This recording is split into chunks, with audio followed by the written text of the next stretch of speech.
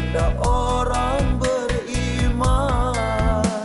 Solat adalah pembatas kekafiran.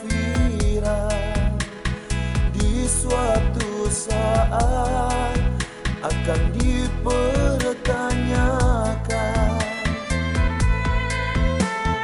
Janganlah engkau coba untuk melalaikan, karena hidup penuh dengan cobaan.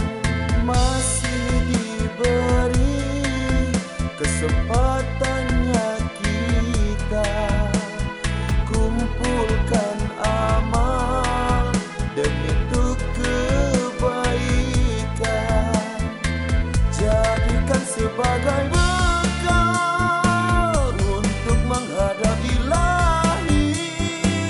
Setiapnya nafas tentunya akan berhenti.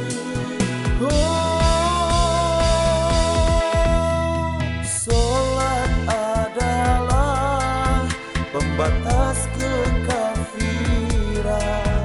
Di suatu saat nanti akan dipertanyakan.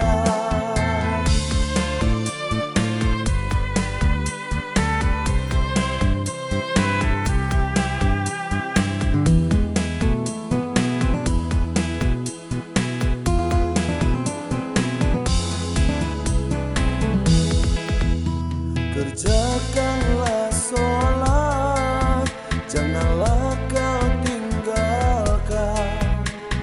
Itu sebagai tanda orang beriman. Sholat adalah pembatas kekafiran. Di suatu saat akan